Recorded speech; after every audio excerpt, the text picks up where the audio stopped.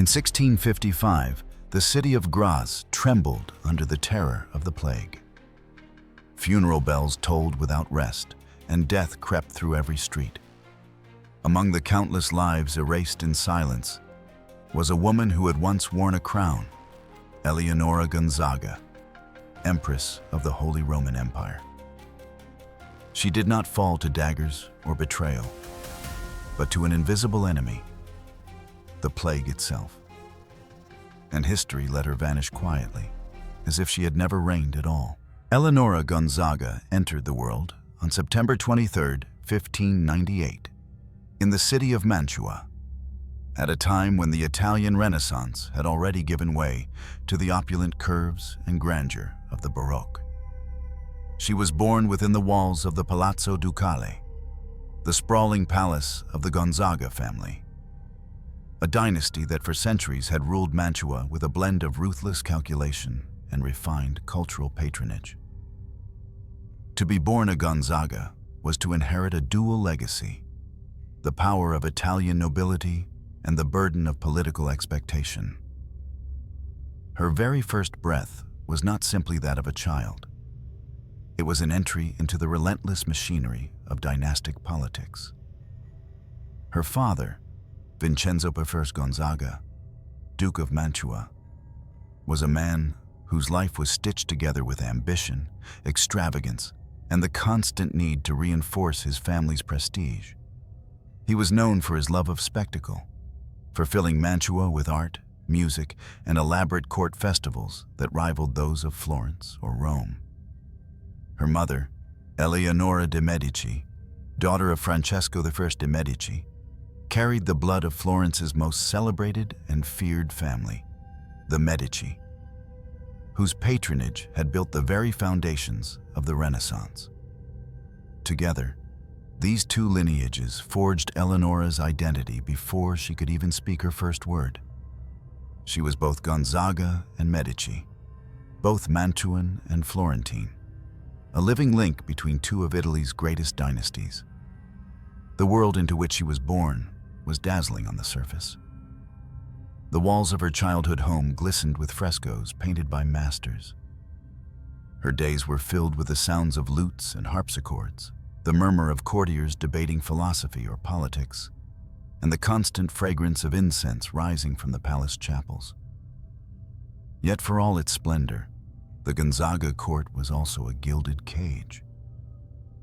From the moment of her birth, Eleonora was destined not to belong to herself, but to her family's ambitions. Her future, like that of most women of her station, was never hers to design. It would be negotiated, arranged, and sacrificed for the sake of alliances and power. As a child, Eleonora would have been educated in the skills befitting a princess: languages, music, embroidery, the art of hosting and maintaining courtly dignity. She may have studied Latin prayers, sung in choirs, and absorbed the etiquette that dictated how a woman of her rank should carry herself: graceful, reserved, obedient. But beneath these teachings lay a harsher truth. She was being shaped into a pawn for the Gonzaga's diplomatic chessboard. Her value was not in her mind, her character, or her dreams, but in the marriage contract she would one day seal with her presence. Mantua itself was both a jewel and a pressure point in European politics. Nestled in northern Italy, it was a duchy coveted by larger powers: Spain, France, the papacy, and the Habsburgs. For the Gonzaga family, survival depended on alliances, and alliances depended on daughters. Eleonora's older sisters had been sent into similarly calculated unions, one to the Medici, another to the Habsburgs.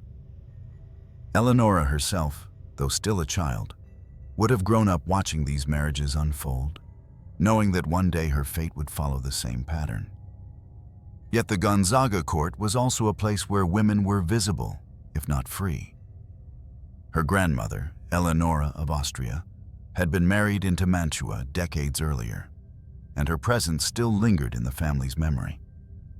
The Gonzaga women, while used as political tokens, often exercised quiet influence through patronage, religion, and subtle persuasion.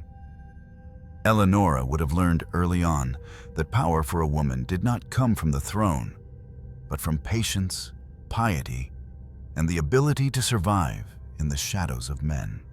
By the time Eleonora reached adolescence, her future was already being discussed in whispered conversations over banquet tables and in the correspondence exchanged between Mantua and Vienna. The Gonzagas needed to maintain their ties to the great Habsburg dynasty, rulers of the Holy Roman Empire, who could protect Mantua from encroaching rivals.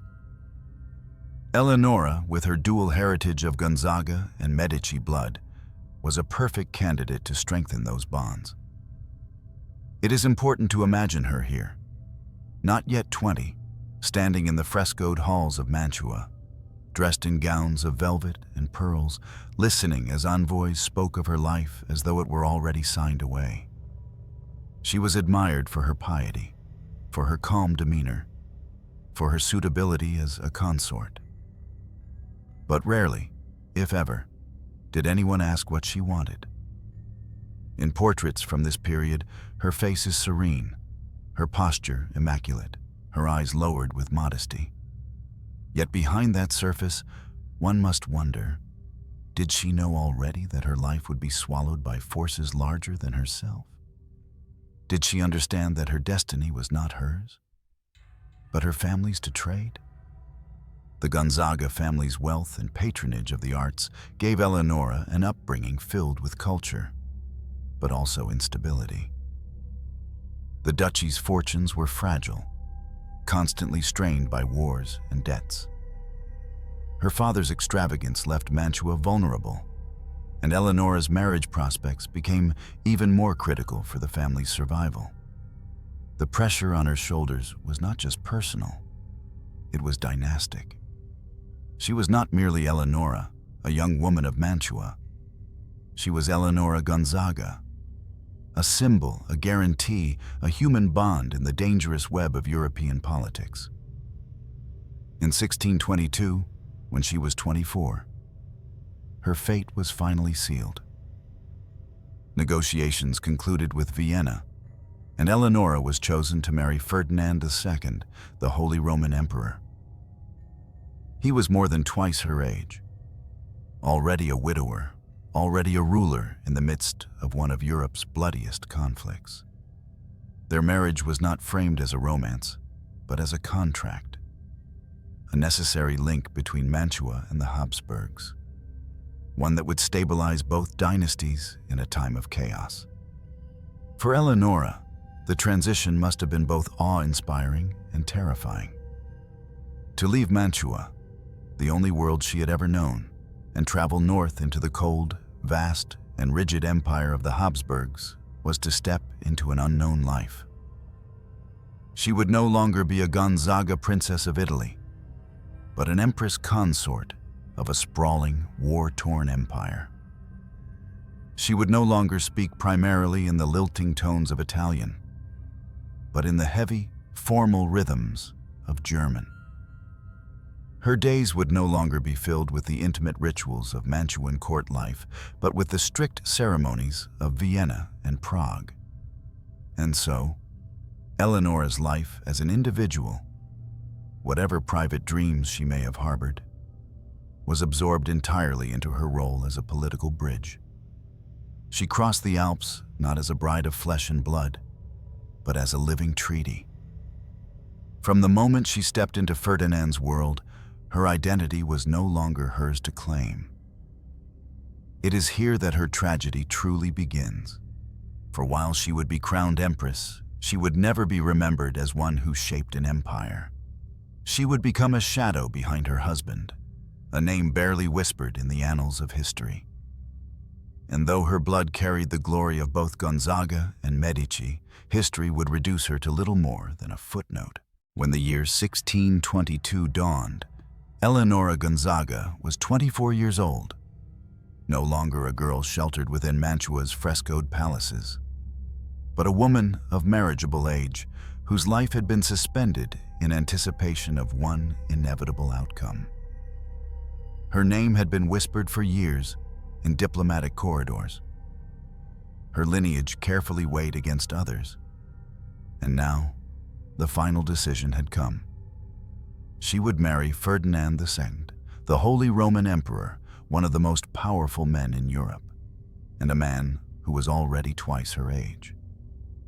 For Eleonora, this marriage was not a choice. It was an arrangement born of political necessity, a bond forged not from love, but from strategy. Ferdinand had recently been widowed. His beloved first wife, Maria Anna of Bavaria, had died in 1616 after giving him 7 children, including a son who would inherit his crown. He was a man still wrapped in grief, but also a ruler consumed by war, for Europe was already 3 years into what would become the 30 Years' War, a conflict that would devastate half the continent. The emperor needed a new consort, not to bear heirs, those he already had, but to strengthen alliances, to provide stability, and to serve as the ceremonial embodiment of imperial dignity. Eleonora was chosen because she was suitable, because she was pious, because she carried in her veins both Gonzaga and Medici blood, and because her marriage would cement ties between Vienna and Mantua. Imagine the scene. A young woman, raised in the warmth of Italy, her eyes accustomed to the golden light of Mantua, suddenly bound for the cold halls of the Habsburg court. Her wedding was celebrated with splendor, for no imperial marriage could be otherwise. But beneath the surface of the music, the feasts, and the solemn vows lay an unspoken truth. Eleonora was stepping into a role already filled, a role defined by the memory of the woman who had come before her.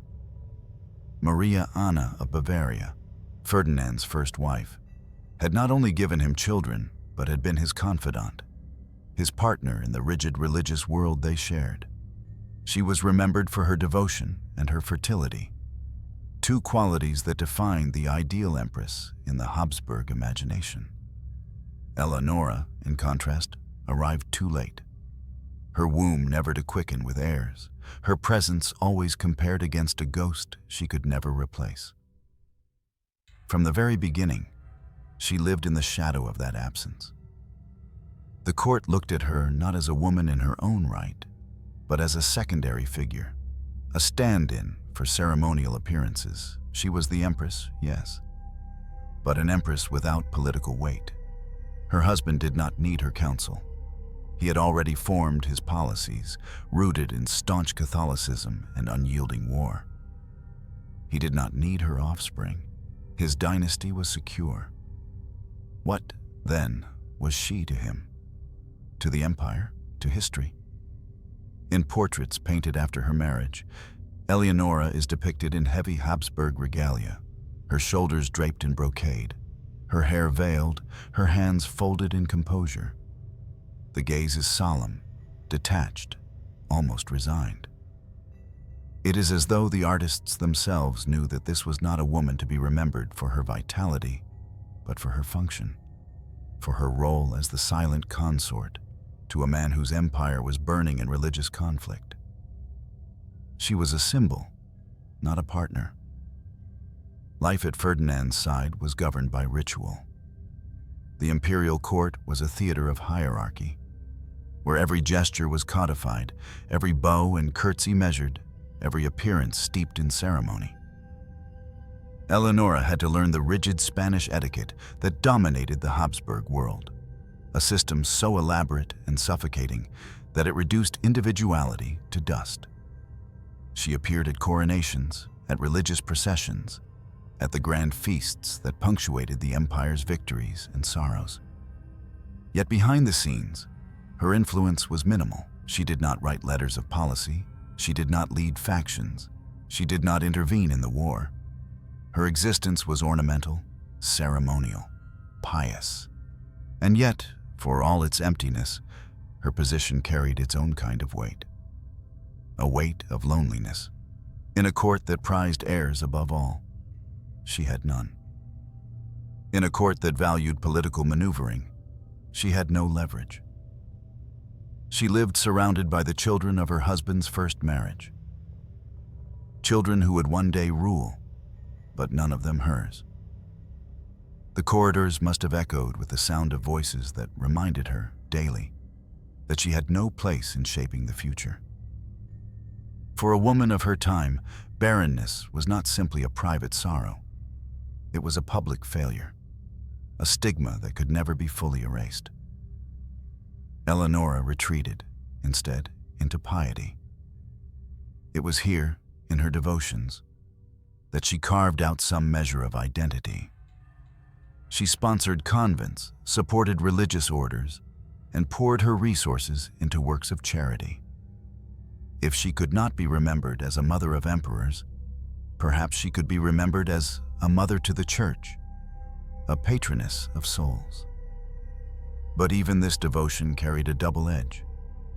To many, her religiosity only confirmed her distance from the political heart of the empire. She was holy, yes, but irrelevant. Present, but absent. Visible, but unseen. The contrast between her life and that of her husband could not have been sharper. Ferdinand II was a man defined by conflict.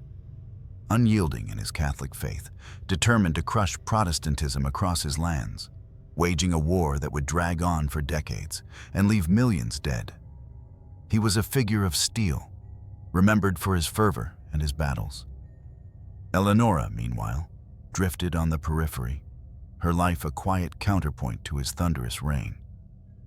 If he was remembered for fire, she would be remembered, if at all, for silence. And yet, there is something haunting in that silence. For what does it mean to be a queen without a voice, a wife without a role, an empress without heirs? Her story forces us to confront the truth of countless royal women whose names barely flicker in the chronicles of power. They were there, beside the kings and emperors, their lives consumed by marriages they did not choose, their value measured not by their minds or their souls, but by their capacity to produce children and alliances. And when they failed, when fate or nature denied them that role, they slipped into invisibility, their crowns little more than empty ornaments on their brows. Eleonora Gonzaga's marriage to Ferdinand II was not a tragedy in the dramatic sense of betrayal or bloodshed. It was a tragedy of erasure, of absence, of life lived under the weight of expectation without the chance to fulfill it. It was a tragedy of being bound to a man and an empire that did not need her, yet demanded her presence all the same. As the empire plunged deeper into the 30 Years' War, Eleonora's life as Empress continued on its muted course. Ceremonies, devotions, portraits, prayers. She was always there, at Ferdinand's side, but never at his level. History moved forward in battles and treaties, in victories and losses, and she remained in the background, a figure too quiet for the chroniclers to linger on. This was the life she had been given. Not a partner in rule, not a mother of heirs, not a queen remembered for her influence, but a woman whose marriage bound dynasties together, even as it left her invisible. And in that invisibility lies the most painful truth of all, that history itself conspired to forget her, even as she walked its halls, even as she knelt in its chapels, even as she wore its crown. By the time Eleonora Gonzaga had settled into her role as Empress of the Holy Roman Empire, Europe was already drowning in the smoke and blood of the 30 Years' War. What had begun in 1618 as a dispute in the Bohemian lands between Protestant nobles and Catholic authority had by the 1620s erupted into one of the most destructive conflicts the continent had ever known.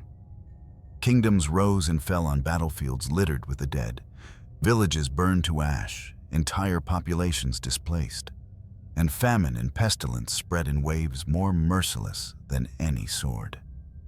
At the heart of it all stood Ferdinand II, the emperor, unyielding, inflexible, driven by his vision of a Catholic Europe. And beside him, largely unseen, was Eleonora, his consort. For Eleonora, life in the midst of such chaos was a paradox. She was dressed in velvet and gold, living within palaces whose halls gleamed with candlelight. Yet every morning she awoke to the echo of news from the front lines. Letters arrived from generals, bearing the grim statistics of the dead and the wounded. Envoys came with desperate pleas from territories ravaged by soldiers who had long since ceased to distinguish between enemy and ally. The empire was bleeding, and though she was protected by walls of stone and by the protocols of courtly life, Eleonora could not escape the suffocating awareness that beyond those walls, entire regions were collapsing into ruin. She was not a warrior queen, not a political mastermind like some of her contemporaries, but she was not blind either. The war crept into her life in the whispers of the servants who had lost relatives, in the eyes of courtiers who worried about their estates, in the constant tolling of church bells for the souls of the departed.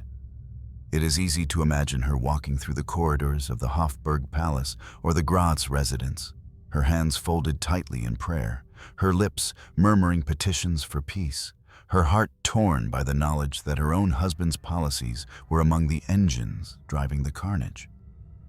And yet, she did what she could in the narrow space allowed to her. Unlike emperors who commanded armies and ministers who drew maps, Eleonora turned to acts of piety and charity. She sponsored monasteries and convents, donated funds to religious institutions, and sought to provide for those displaced by war. Contemporary accounts suggest she gave generously from her personal income to support Jesuit colleges and Capuchin friaries, hoping that through education and devotion, the wounds of Europe might one day be healed. Her efforts were not recorded in the grand chronicles of diplomacy, but in the registers of abbeys and in the memories of clerics who saw in her a benefactress rather than a sovereign. In the grand scheme of the 30 Years' War, these gestures may appear insignificant, almost invisible when set against the clash of armies like those led by Albrecht von Wallenstein or Gustavus Adolphus of Sweden. Yet they were not meaningless.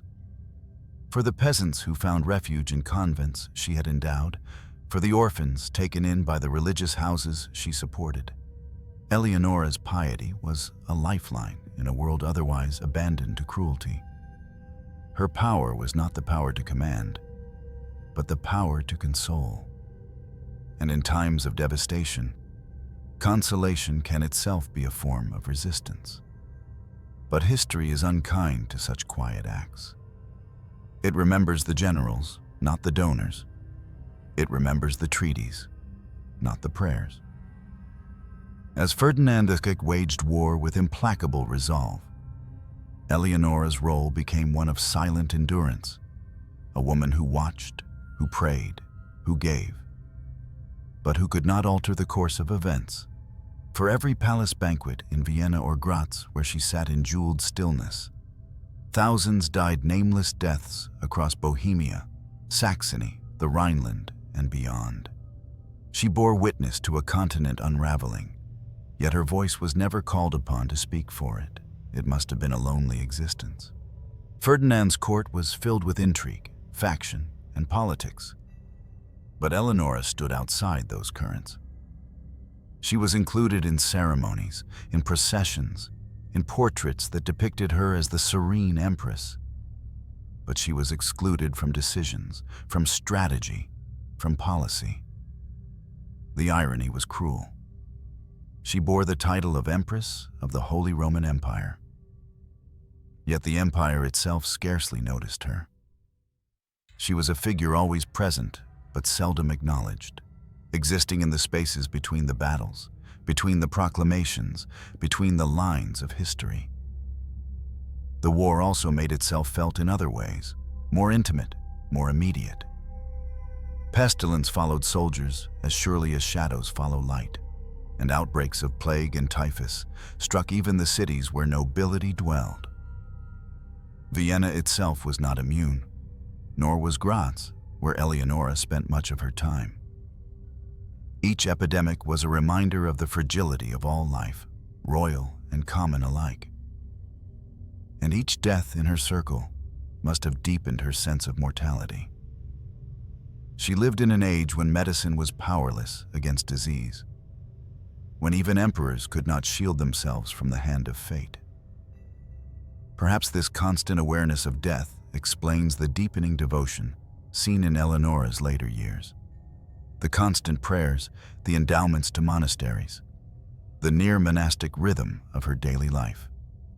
The 30 Years' War was not only a conflict of religion and power, but also a crucible of suffering that scarred an entire generation. When armies marched, they stripped the land bare, taking food, burning homes, leaving behind famine that devoured the weak. Women were violated, children orphaned, entire villages erased. Eleonora would not have seen these horrors firsthand, but she would have heard them described by bishops, envoys, and clergy. And each account must have pressed on her conscience. Each story of devastation, a weight she could not lift. For Ferdinand, the war was a test of faith and authority. For Eleonora, it was a test of endurance.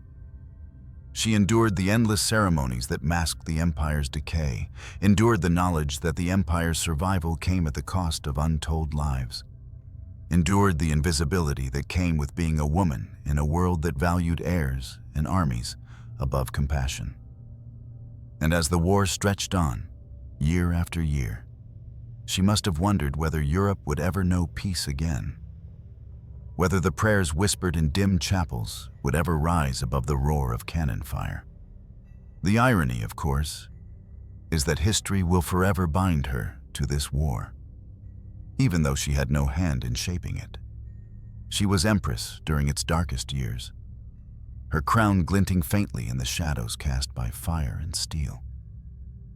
But when the war finally ended in 1648, with the Peace of Westphalia redrawing Europe's map, her name was absent from the documents. The treaties bore the signatures of kings, princes, and diplomats, but not hers.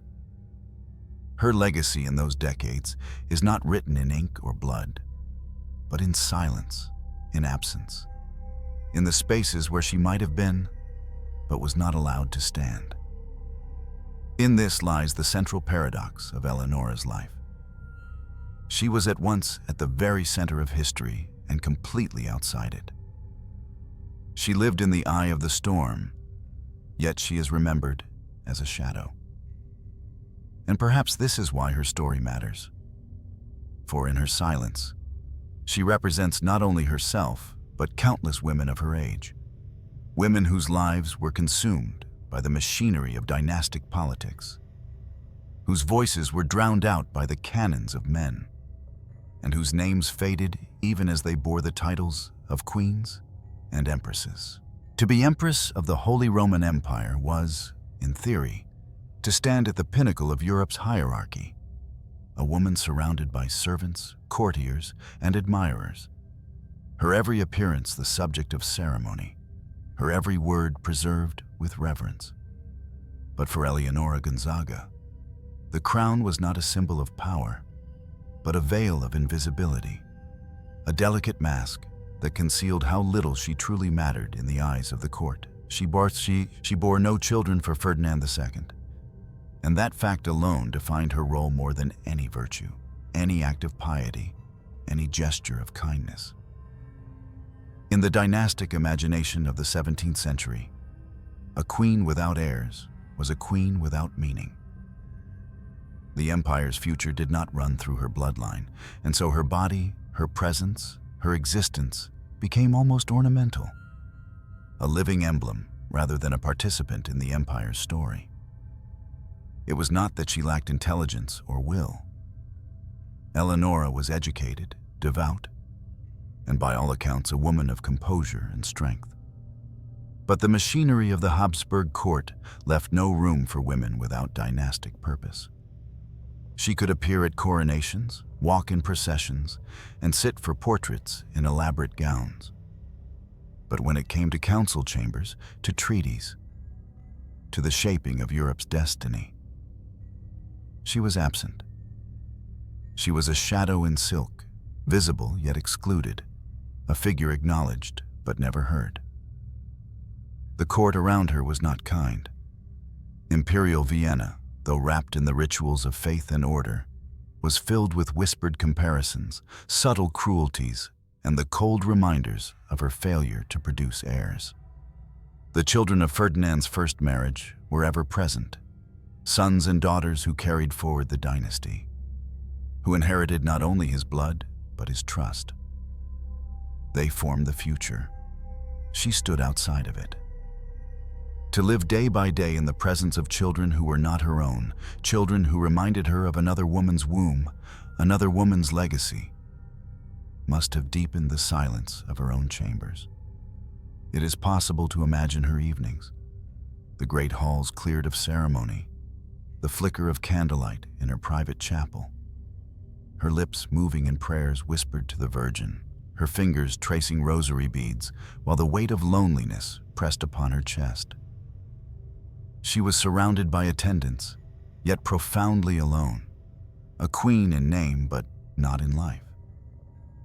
Loneliness for her was not the absence of people, but the absence of purpose, the slow realization that her existence was tolerated, not required. The irony is that her devotion, her one path toward identity, may have only amplified her isolation. Her reputation for piety was genuine, and she spent much of her time supporting convents, friaries, and religious institutions. But to the eyes of courtiers hungry for influence, her religiosity marked her as harmless, as irrelevant, as someone to be respected but never feared. A pious queen was safe, a queen who could be ignored without consequence. Thus, even her virtues became reasons for her erasure. She was there, always there. At ceremonies in Vienna, her figure would appear in stately procession, her gown heavy with brocade, her face calm and composed. Artists captured her likeness, painting her in the austere dignity of an empress. Yet behind the paint, her eyes seemed distant, unfocused, as though she were gazing into a void no one else could see.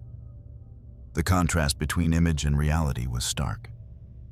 The portraits presented stability, grandeur, permanence.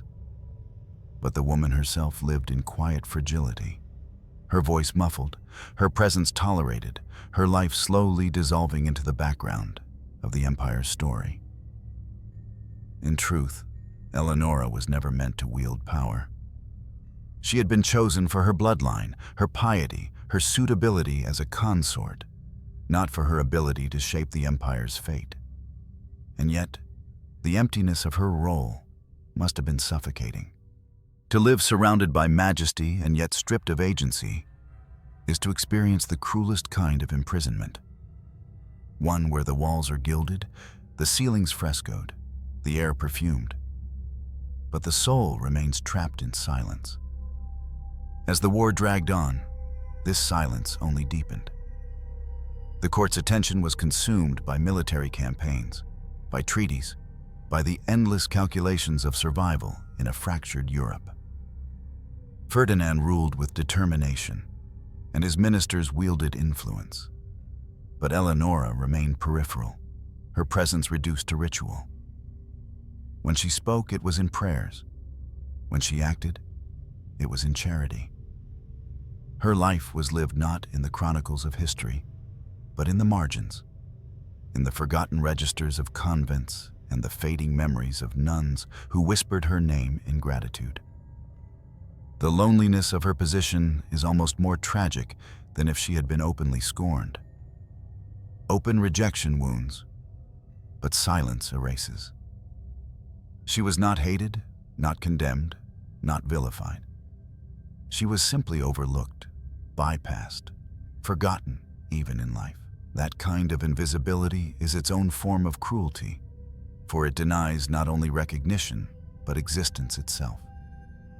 And yet, in that loneliness, Eleonora seems to embody the fate of so many royal women of her era. They were celebrated in weddings, paraded in triumphs, depicted in portraits, but once they failed to secure heirs or influence, they faded into ceremonial shadows. Their lives became processions of appearances, their real selves locked away in silence. Eleonora was not unique in this, but her story crystallizes the pattern. She is not remembered for power or scandal, but for the absence of both. For being there, yet not there. For existing in the palace, but vanishing in history. It is tempting to see her as a ghost while still alive, drifting through halls where decisions were made without her, moving through rituals that masked her irrelevance, lingering in chapels where the only audience to her prayers was the God to whom she devoted her solitude. Perhaps this is why her portraits carry that air of melancholy, why her name surfaces so rarely in the annals of history. She was already half forgotten before she died, already erased even as she breathed. This, then, is the essence of her loneliness. Not simply that she lived without love or children, but that she lived without consequence, her presence acknowledged only by those who needed a figurehead for ceremonies, a patron for religious institutions, a name to attach to donations. She lived at the highest point of Europe's social order, yet occupied its emptiest role. And in that emptiness lies the deepest form of tragedy, not the fall from greatness, but the slow realization that greatness was never truly hers to hold. In 1637, when Ferdinand II, Holy Roman Emperor, finally closed his eyes for the last time, the empire he had ruled for nearly 2 decades trembled but did not fall. He left behind heirs, generals, ministers, and an empire still smoldering in the fire of the 30 Years' War. But for Eleonora Gonzaga, his second wife, the moment of his death was not only the end of a husband, but the collapse of the fragile scaffolding that had held her identity together. For 16 years, she had been Empress of the Holy Roman Empire, an empress in title if not in power, a woman present at ceremonies but absent from decisions. And yet, that title had given her a place, however hollow, within the theater of the court. As long as Ferdinand lived, she could at least call herself his consort, his queen, the woman who stood beside the throne. But when he died, even that ceremonial purpose crumbled. She was 40 years old, still relatively young, yet suddenly old in the way that only widowed queens could be. No longer necessary, no longer central, no longer anything but a memory in a court that had already turned its eyes to the next ruler. Her stepson, Ferdinand III, inherited the crown. His reign marked a new chapter in the empire's struggle for survival, and Eleonora's presence in Vienna became a delicate question. What role was left for her?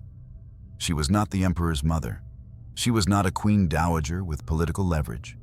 She was simply the second wife of a dead man, childless, without heirs, without claims.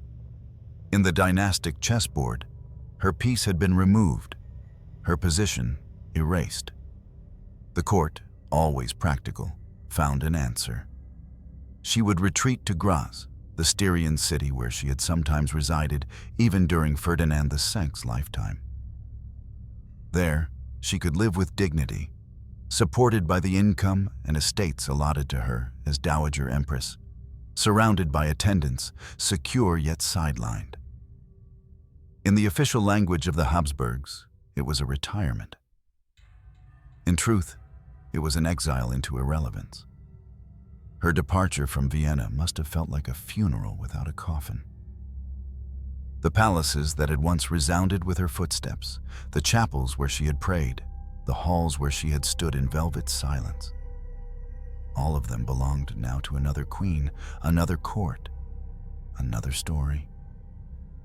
She left behind not only a city, but the last traces of her fragile significance. Graz welcomed her with quiet grandeur. The city, smaller and less dazzling than Vienna, was nestled among Styrian hills, its streets narrower, its rhythm slower. For Eleonora, it became a kind of gilded prison, safe, comfortable, well supplied, but heavy with absence.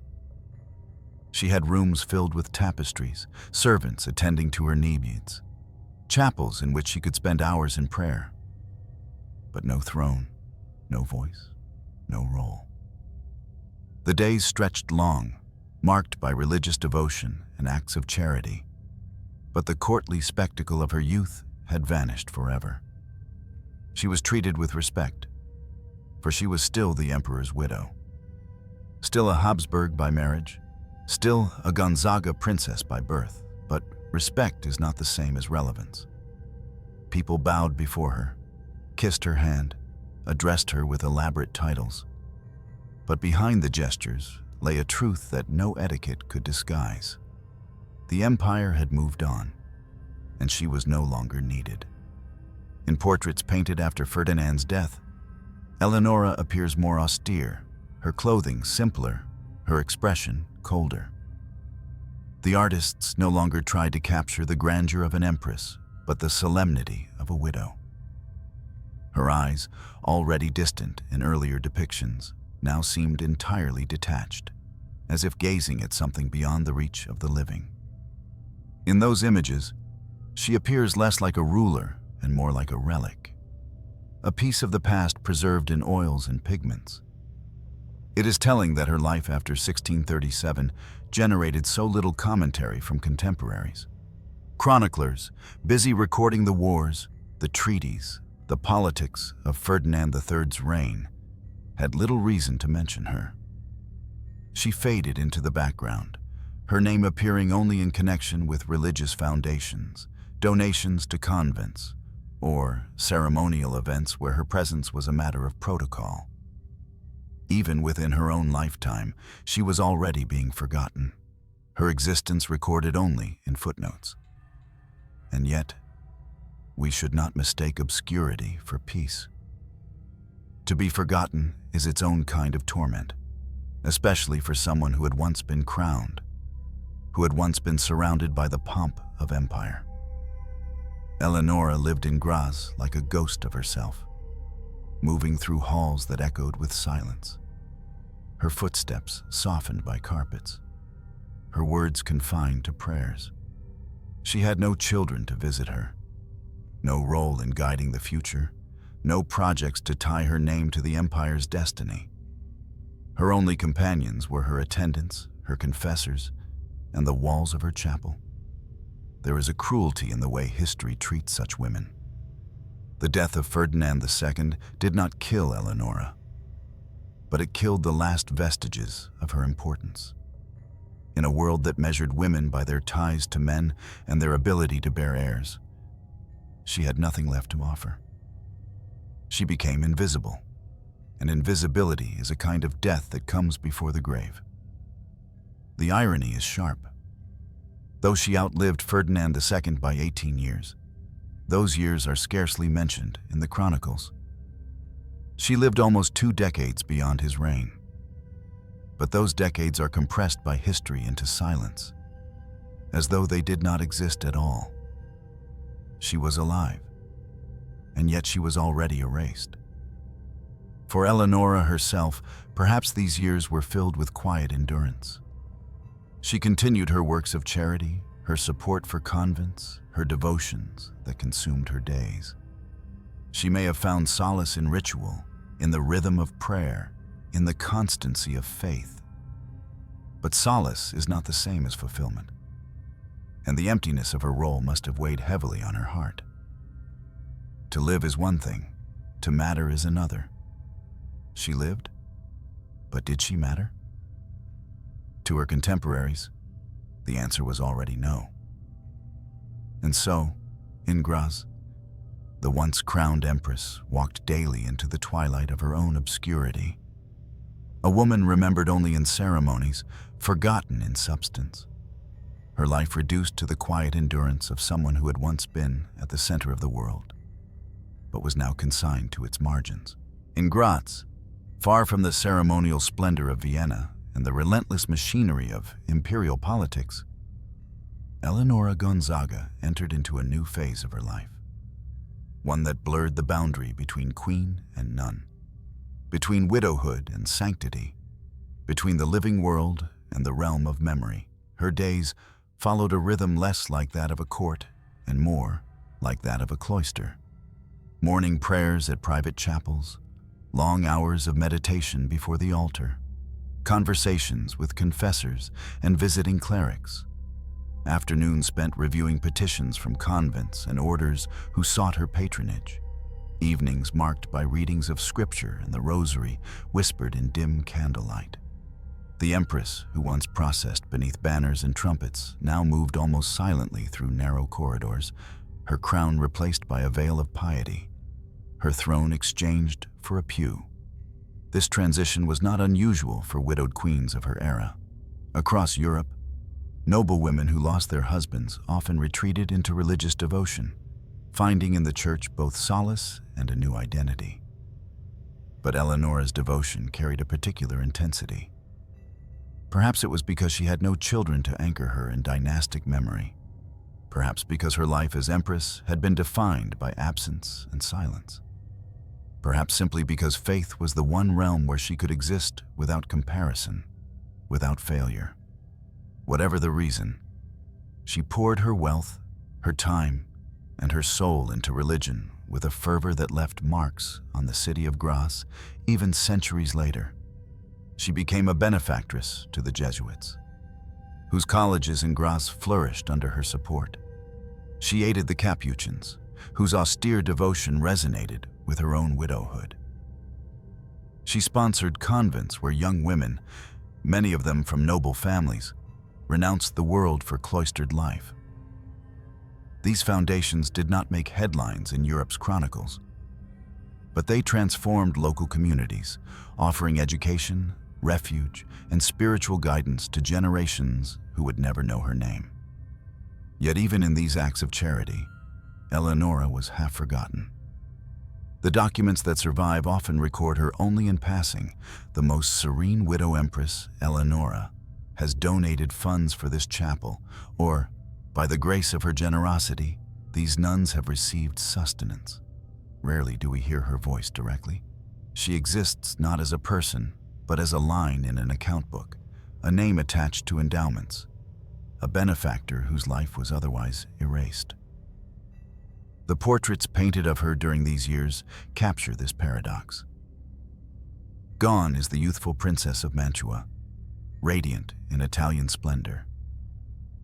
Gone too is the empress in brocade, posed beside symbols of imperial majesty.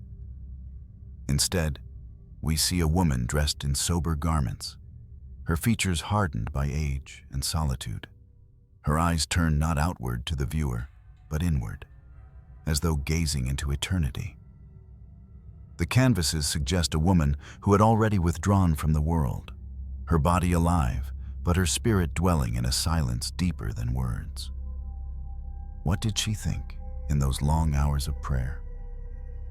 Did she dwell on the past, on her childhood in Mantua, on the day she crossed the Alps to marry Ferdinand, on the courtly ceremonies where she stood unseen? Did she think of the empire that had never truly been hers to influence? Or did she focus only on the salvation of her soul? Perhaps the past was too heavy, too filled with absence, and faith became her only refuge. For a woman whose life had been defined by what she lacked, no children, no influence, no lasting legacy, religion offered something she could claim as her own: a direct line to God, a purpose beyond politics, a dignity that could not be taken away. Still, there must have been moments of piercing loneliness. The convents she endowed were filled with women who had chosen the cloister. But Eleonora herself had not chosen this half-monastic life. It had been chosen for her by circumstance, by history, by the cold calculations of dynastic survival. Unlike the nuns who vowed obedience and poverty, she was bound not by vows but by irrelevance. Her solitude was not sanctified, but imposed. And perhaps that made it all the more bitter. The city of Graz itself mirrored her condition. It was a city on the periphery, significant but not central, dignified but overshadowed by Vienna. Eleonora, like the city she inhabited, was a supporting character in the empire's story, never the star, always the background. The streets she walked, the churches she built, the convents she sustained, all bore her touch, but none lifted her into memory. She lived, she gave, she prayed, and yet she slipped ever deeper into the shadow of history. There is a haunting quality in imagining her final decades. The empire she had once served as Empress continued to wage war, to sign treaties, to crown new rulers, but none of it required her presence. She was like a candle burning in a forgotten chapel, her light flickering faintly while the great halls of Europe blazed with fire and steel. Her existence was neither scandalous nor triumphant. It was steady, quiet, easily overlooked. And perhaps that is why her story matters, because it forces us to see how history forgets those who do not fit its preferred narratives of power, violence, and glory. For Eleonora Gonzaga, the cloistered years in Graz were both a retreat and a slow erasure. They gave her peace, yes, but they also sealed her obscurity. She became less a person than a symbol, a widow empress who prayed, who donated, who faded. When she finally died, the chronicles recorded her passing with a few lines, as though to acknowledge the end of a formality rather than the end of a life. And yet, if we look closely, her presence lingers. In the stones of the convents she built, in the chapels she endowed, in the faded paintings that still hang in Graz, she remains, not as a great empress of power, but as a quiet witness to the truth that not all queens ruled and not all crowns shone. Some crowns, like hers, were made of silence. The summer of 1655 descended heavy upon Graz, carrying with it a dread that no fortress could keep at bay. In the narrow streets, whispers of the plague spread faster than the disease itself. People crossed themselves as funeral carts rolled by, black-shrouded and grim, their wheels echoing on cobblestones slick with rain. Doors were marked with chalk symbols, households sealed in fear, and the tolling of church bells became the city's unceasing heartbeat, announcing, hour after hour, another life extinguished. Eleonora Gonzaga, by then 56 years old, had lived long enough to watch death stalk Europe in countless forms: war, famine, disease. But this plague was different. It was not the distant thunder of cannon or the rumor of battle. It was the invisible, intimate terror that seeped into the air, into the skin, into the blood. It did not ask for permission. It entered houses unannounced, cut down nobles and peasants alike, and left silence in its wake. In her residence at Graz, the widow empress could do little more than retreat further into her prayers. She had lived for nearly 2 decades in a rhythm of devotion, her days shaped by the rosary and the chapel. And now, as the specter of the Black Death crept closer, she doubled her vigils, perhaps sensing that her own time was near. Accounts from the city note the panic, the abandonment of public life, the desperate attempts to contain the outbreak, but in Eleonora's case, the record is fragmentary. Little more than scattered remarks. She fell ill, she burned with fever, she slipped into delirium, she was gone. The plague did not discriminate, and no amount of rank or ritual could shield her from it. She had attendants, doctors, confessors, all hovering at her bedside. But in the 17th century, medicine was powerless against the force of pestilence. Remedies were little more than prayers and poultices, fumigations of herbs, charms of faith, attempts to cleanse the air with fire or vinegar. None of it mattered. Once the disease gripped the body, it was merciless. We can imagine her final hours in that stifling summer. The fever coursing through her veins, sweat soaking her sheets, her breath ragged, her body trembling between moments of lucidity and delirium. Perhaps in flashes she saw her past, her childhood in Mantua, the painted halls of the Gonzaga Palace, the long processions of Vienna, the silent years in Graz. Perhaps she whispered prayers she had recited thousands of times before, but now with an urgency sharpened by the closeness of death. And then, like so many before her, she slipped into silence, the final silence that would define her life as much as her death. For the city of Graz, her passing was both significant and insignificant. Significant because she had been an empress, the widow of Ferdinand II, a woman whose name once carried weight in the ceremonies of empire. Insignificant because the plague was claiming so many lives that even a queen's death was only one among hundreds. The authorities feared contagion more than they honored ritual. Her body could not be celebrated with the grandeur due to her rank.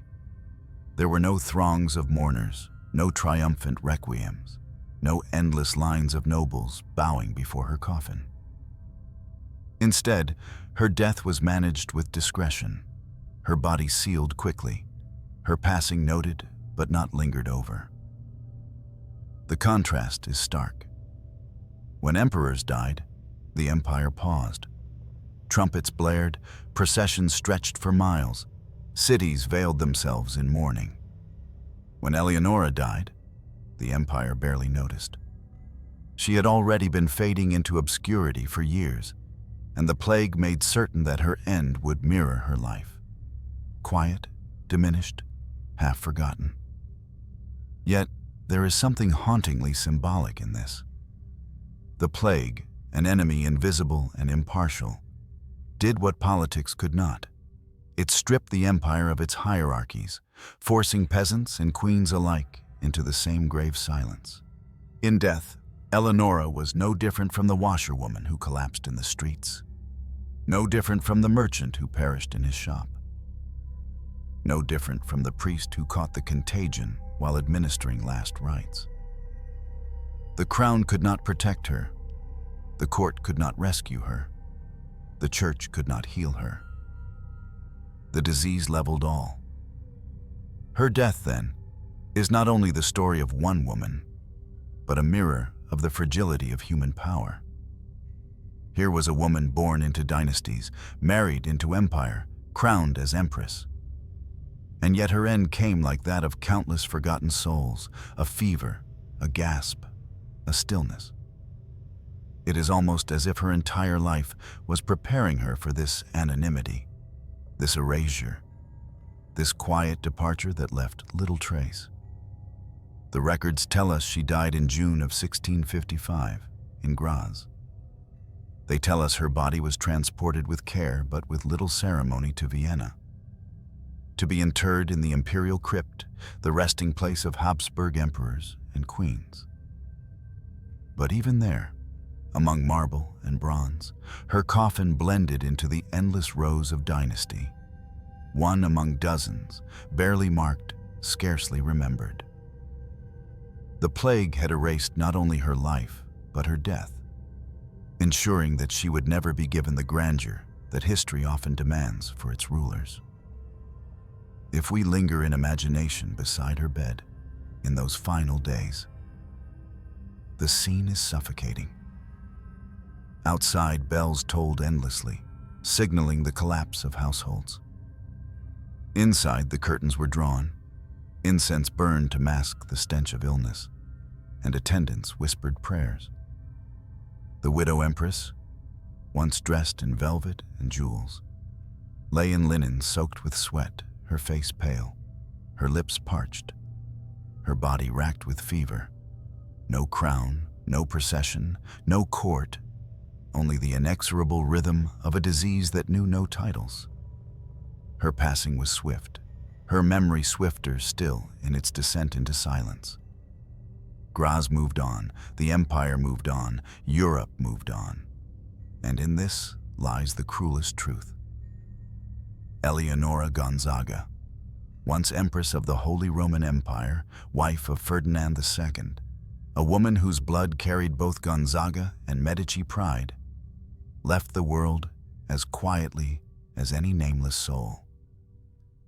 But perhaps there is also a kind of justice in this.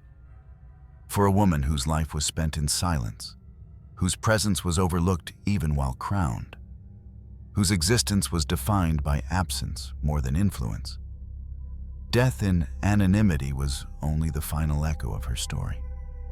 She did not die in splendor because she had never lived in splendor. She died in silence because she had always been surrounded by silence. And yet, though history forgot her, we should not. For her death in the plague of 1655 is more than the end of one life. It is a reminder of the fragility of all lives, of the way crowns and titles crumble before the smallest of enemies, of the way memory itself can vanish unless we choose to hold it. Eleonora Gonzaga's death was quiet. But in that quiet we hear the truth of countless women who lived, endured, and disappeared, their names hidden in the shadows of kings. When Eleonora Gonzaga finally succumbed to the plague in the summer of 1655, the question of her burial confronted the court with a dilemma that revealed the precarious balance between reverence and fear. She had been an empress, the crowned consort of Ferdinand II, widow of a man who had steered the Holy Roman Empire through decades of war. Her body, by tradition, deserved the full weight of imperial ritual. A procession, a requiem, the solemn grandeur of banners, candles, and choirs. But she had died of contagion, and contagion does not respect tradition.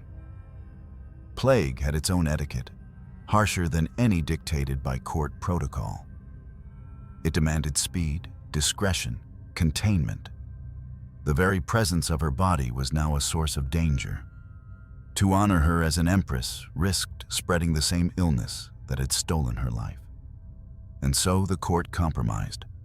She would be given burial, yes, and she would be placed in the imperial crypt among the emperors and queens of the Habsburg line. But the ceremony would be stripped bare, muted, cautious. In death, as in life, Eleonora's role was diminished, her grandeur reduced to whispers. The journey from Graz to Vienna was not a triumphal procession, but a quiet transfer.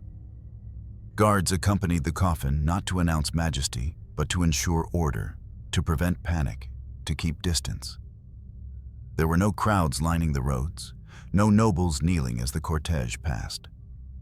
Instead, the coffin moved almost secretly, as though smuggling her memory into the capital, as though history itself wanted her laid to rest without drawing attention. Vienna, a city all too familiar with plague, received her not with spectacle, but with caution. The imperial crypt, beneath the Capuchin church, had already begun to fill with the bronze and marble sarcophagi of her dynasty. It was there she would join them, placed among emperors, empresses, princes, and princesses, yet marked not by glory, but by the silence of circumstance. One can imagine the scene in the crypt, the flicker of torchlight against damp stone walls, the priests chanting softly, their voices echoing in the vaulted space, the few attendants standing apart, wary of the coffin they believed might still carry contagion. There were prayers, yes, but hurried, restrained, devoid of the grandeur normally afforded to an empress. The sarcophagus, smaller and plainer than some of the others, was slid into its place, another name etched into the cold order of dynasty. And then the doors were sealed, the crypt returned to darkness, and Eleonora Gonzaga disappeared into silence once more. What is striking is how quickly her death faded from memory. Other queens and empresses were memorialized with grand epitaphs, elaborate monuments, detailed accounts of their funerals preserved in chronicles. Eleonora's passing is recorded almost as an afterthought, a line or two noting her death and burial. Even her tomb, though present in the imperial crypt, does not command attention. It is overshadowed by the colossal sarcophagi of emperors, by the ornate monuments of rulers whose names fill the history books. Visitors walk through the crypt and pause before Maria Theresa's Baroque coffin, or Franz Joseph's somber resting place, but few, if any, stop before Eleonora's. She is there, but unseen, a shadow among shadows. And perhaps this is the cruel symmetry of her life and death. She was crowned but invisible, widowed but forgotten, buried but overlooked. In every phase of her existence, she was present but peripheral. Even in the crypt meant to enshrine the glory of the dynasty, she is but a faint echo. The muted funeral reflected not only the fear of plague, but the reality of her place in the Habsburg imagination. She had not borne heirs. She had not shaped politics. She had not left behind monumental deeds. To the dynasty, she was a formality, a consort whose death required acknowledgement, but not commemoration. And so her funeral became another footnote, another passing noted and then abandoned to time. Yet funerals, no matter how diminished, are never only about the dead. They are mirrors held up to the living, reflections of what a society values, fears, and remembers. Eleonora's stripped-down burial reveals how fragile memory can be, how quickly reverence collapses when confronted by terror. The plague had taught Europe to fear the body itself, to fear proximity, to fear the rituals that once bound community together. In that fear, Eleonora was reduced to little more than a sealed coffin, a life hurried into the earth with as little ceremony as possible. But there is also something profoundly symbolic in the image of her coffin resting in the imperial crypt. Surrounded by the great and powerful of the Habsburg dynasty, she lies among them, but not of them. Her sarcophagus, modest and easily overlooked, embodies the truth that not all who wear crowns are remembered equally. Some are celebrated for centuries, others vanish into the dust, their names known only to historians who stumble across them in genealogies. Eleonora belongs to the latter. For centuries, visitors to the crypt have passed her without pause, their eyes drawn instead to the monumental tombs of rulers whose lives were filled with conflict and consequence. But perhaps that is precisely why her story matters now. Because in the silence of her resting place, she embodies all the forgotten queens, the consorts erased by history's obsession with power, the women who endured invisibility in life and anonymity in death. It is easy to romanticize a grand funeral, to imagine processions of mourners, choirs filling churches with sound, the city veiled in black. Eleonora had none of that. Instead, her funeral was pared down to its bones, an echo of ritual rather than a spectacle of glory. She was interred swiftly, discreetly, almost apologetically, as though her presence in death was a burden to the living. And yet, in this very lack of grandeur, her story takes on a haunting power. For what does it mean to be forgotten? To be laid in the earth without the memory of the world to hold you? It means that history has failed to honor its own daughters. It means that the voices of the silent are still waiting to be heard.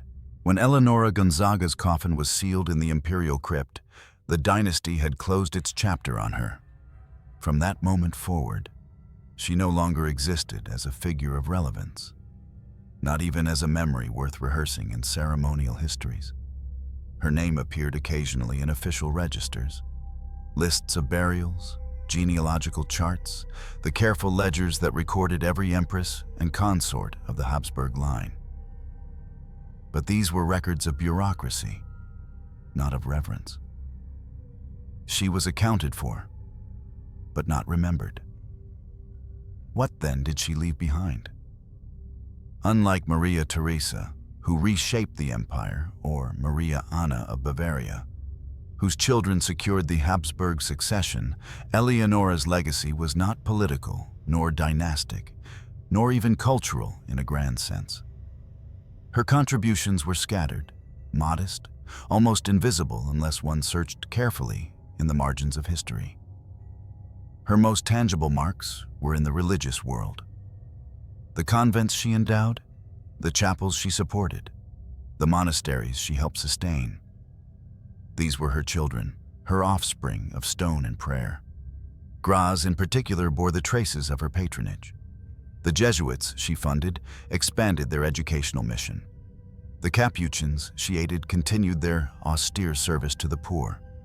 The convents she sponsored provided homes for women who, like her, had been placed on paths not of their choosing. To the nuns who prayed daily in cloisters warmed by her generosity, Eleonora was not forgotten. She was a benefactress, a quiet mother to communities that existed outside the glare of empire.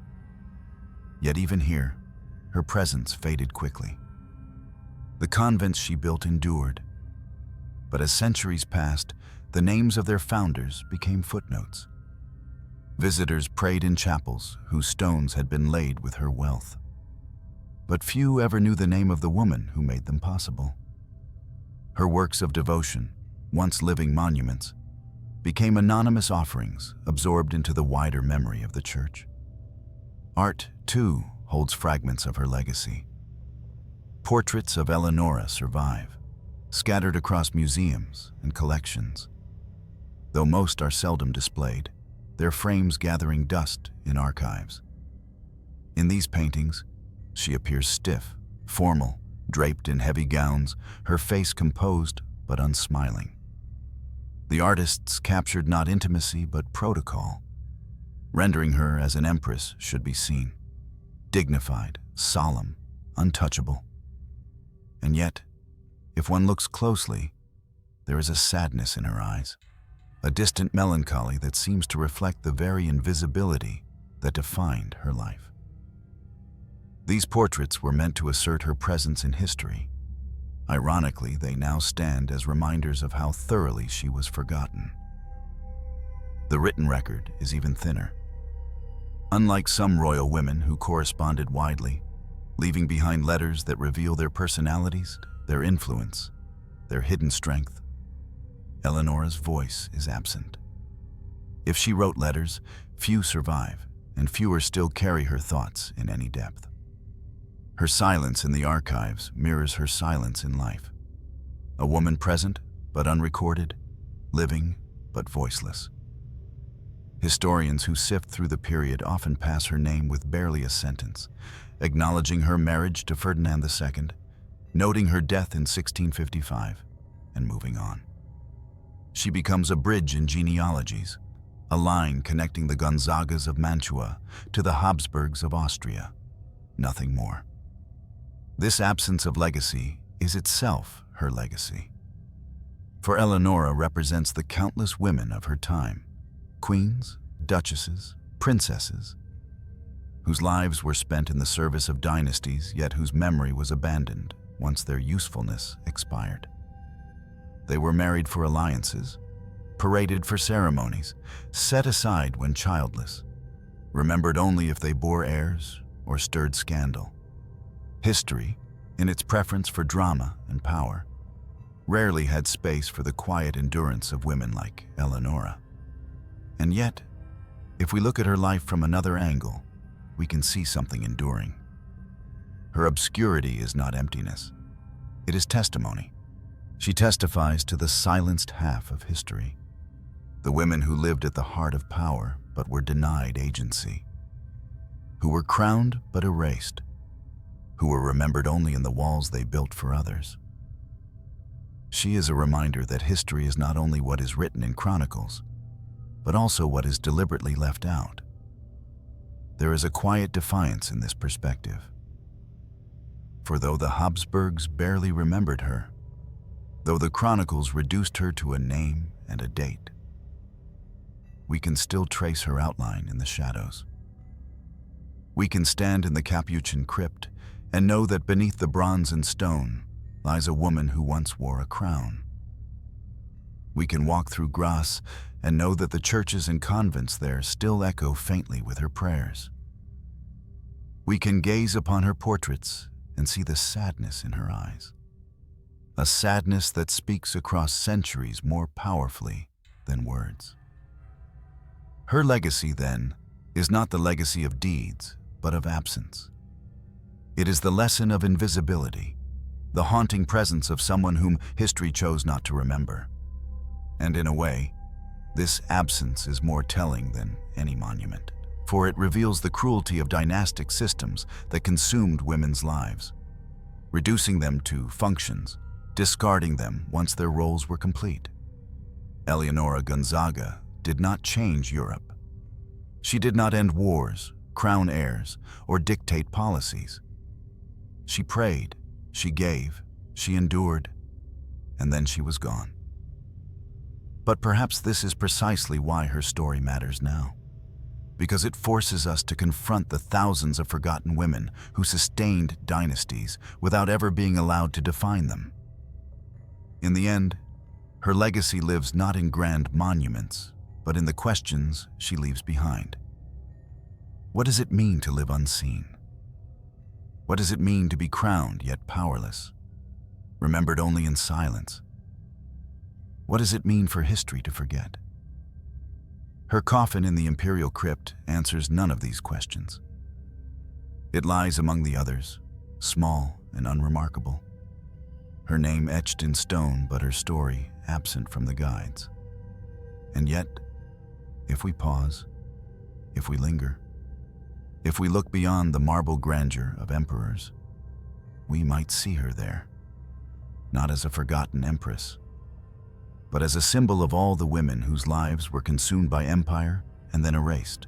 Eleonora Gonzaga's story ends not with a flourish, but with a whisper, a life that slid so gently into obscurity that even the echoes seemed afraid to disturb the silence.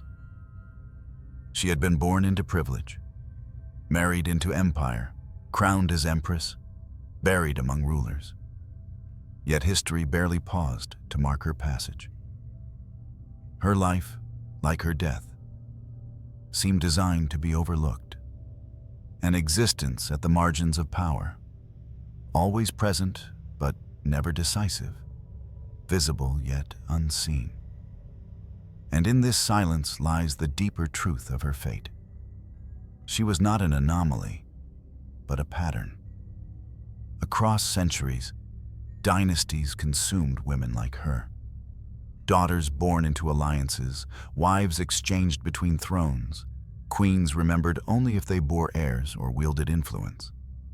Those who did not, those who lived without heirs, without scandal, without decisive acts, were allowed to fade.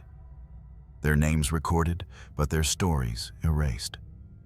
Eleonora was one among thousands, perhaps tens of thousands, who endured crowns without power and ceremonies without meaning. Her death by plague in Graz was a reminder of the futility of rank in the face of mortality. The disease cared nothing for dynasties, nothing for crowns, nothing for rituals. It struck without discrimination, and in its cruelty, it revealed the fragility of all human pretensions. What armies could not do, what politics could not undo, a single bite from a flea on a rat accomplished.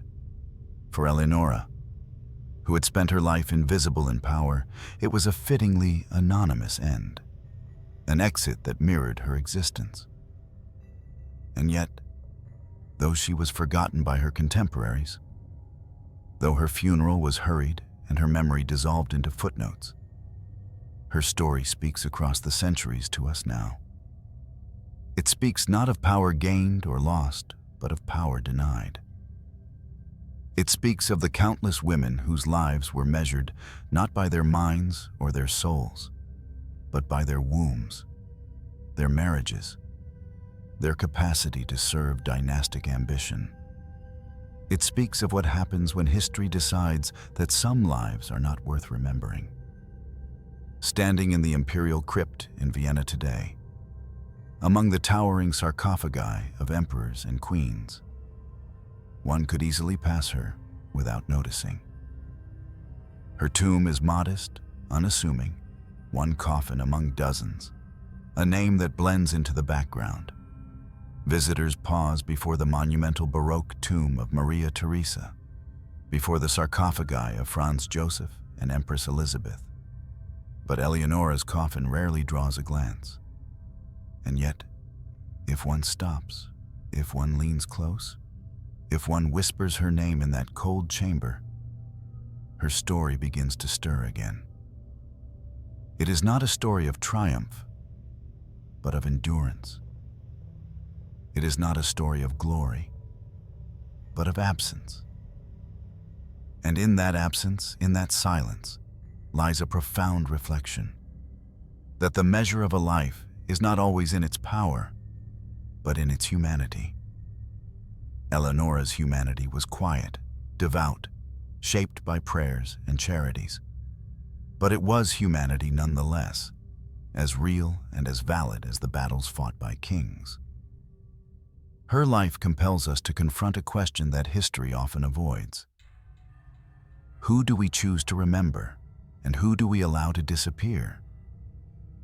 By remembering Eleonora, we remember not only one empress, but the multitude of forgotten women who lived within dynasties but never shaped them. Her silence becomes their silence, her invisibility their invisibility. To recall her now is to restore, however briefly, a voice to all those who were denied one. Perhaps the ultimate lesson of her story is that power cannot outlast mortality, and glory cannot outshine time. Crowns tarnish, empires collapse, dynasties fade, but silence endures. Eleonora Gonzaga's coffin rests in Vienna, and in its stillness, it tells us more than any monument of triumph could: that we are all equal before death, and that memory itself is fragile, dependent not on merit, but on whether the world chooses to remember.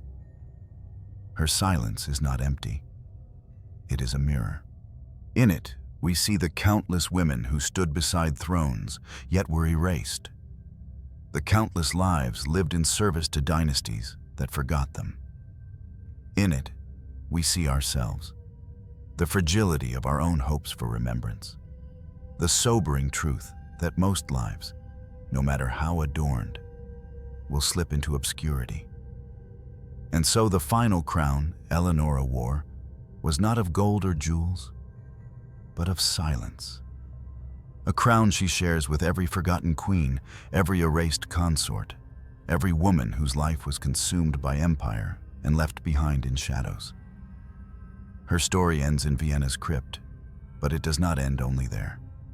It lingers wherever we pause to remember the forgotten, wherever we ask whose names were left out of history's chorus. To remember Eleonora Gonzaga is to resist forgetting, to honor not the empires of stone, but the fragile lives that moved quietly within them. And in the end, perhaps that is her true legacy. Not the convents, not the chapels, not the portraits, not even the coffin. Her legacy is the silence itself.